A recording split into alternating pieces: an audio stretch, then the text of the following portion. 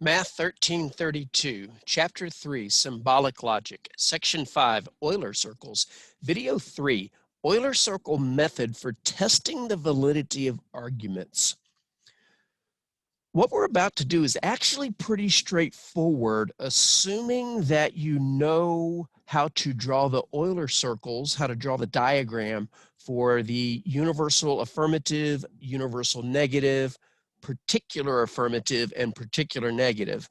Additionally, you need to be able to look at a diagram and answer, does this represent universal affirmative, universal negative, particular affirmative, and particular negative? You'll see why you need to be able to do the process in reverse at the end of this video, and it's not that hard.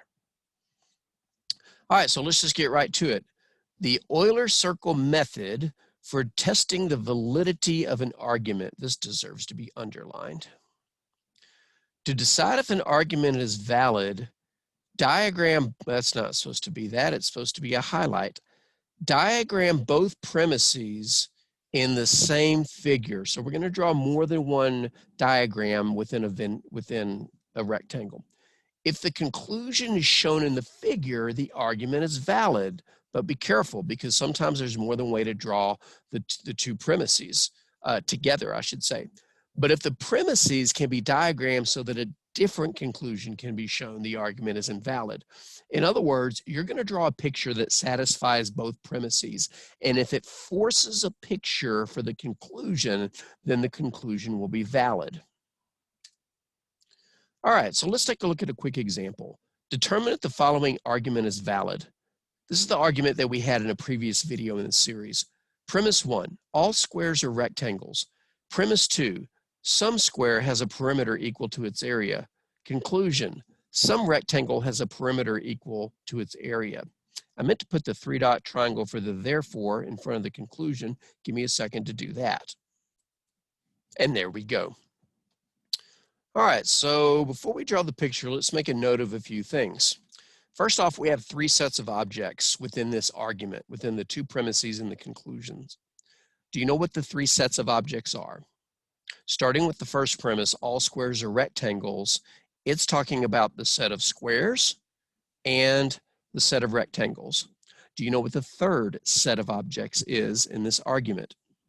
It's a little lengthier description, as evident by the long yellow rectangle, but it's the set of shapes whose perimeter equals its area.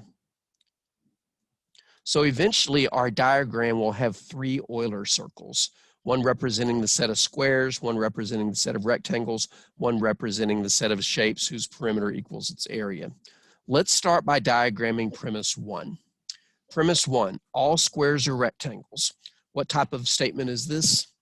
This is a universal affirmative. All squares are rectangles. And remember, to draw a universal affirmative, you draw one circle inside of another.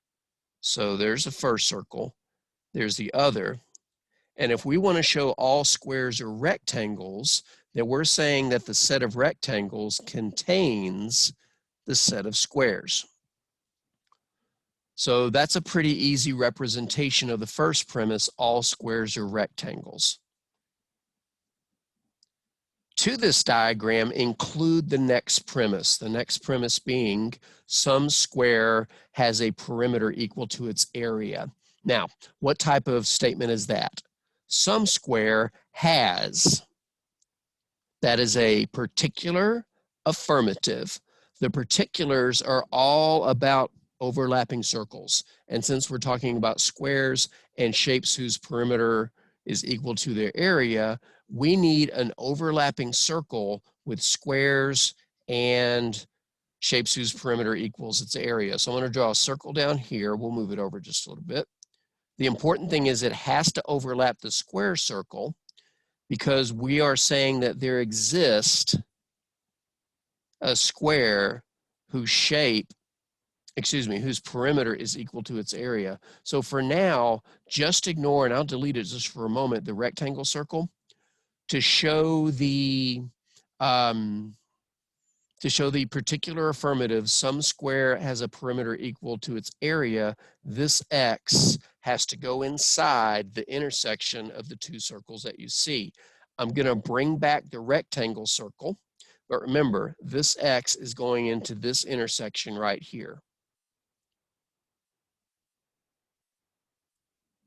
So now we have both premises illustrated. The first premise, the universal affirmative, all squares are rectangles, because the circle for squares is inside the circle for rectangles. And the second premise, the particular affirmative, some square has a perimeter equal to its area, because we have an X in the intersection of the circle for squares and the circle for shapes whose perimeter equals its area. Now that we've drawn both premises, from this picture, must the conclusion be true? Remember, the conclusion was some rectangle has a perimeter equal to its area. I want you to think about what type of statement is some rectangle has a perimeter equal to its area, and what would its picture look like? Got that in your head? Okay.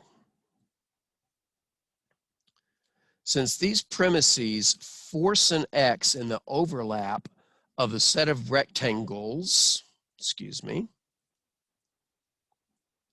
and the set of shapes whose perimeter is equal to its area, let's make sure everybody sees that first.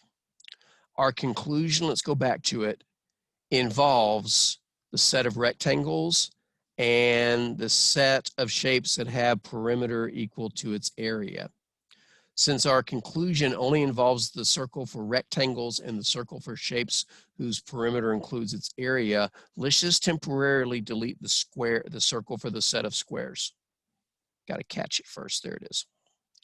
All right, so might as well get rid of this too. And remember, this was forced from drawing the Euler circles for both premises. And if you notice, it forced an X in the overlap of the set of rectangles and the set of shapes whose perimeter is equal to its area. That is the very picture for the particular affirmative. Some rectangles have a perimeter equal to its area. Let's bring back the rest of the picture. All right, so again, since this premise forces an X in the overlap of the set of rectangles and the set of shapes whose perimeter equals its area, then the statement, some rectangle has a perimeter equal to its area, is true. Thus, the conclusion follows from the premise, and the argument is valid. Again, just to summarize what happened, we drew a picture for the first premise. That picture looked like this.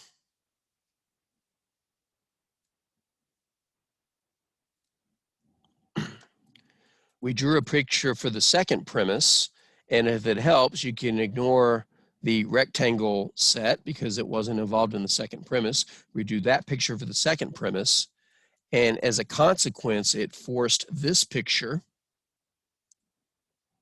which is the very picture for the conclusion. So drawing the Euler circles for the two premises forced us to draw the correct picture for the conclusion, therefore the conclusion was valid.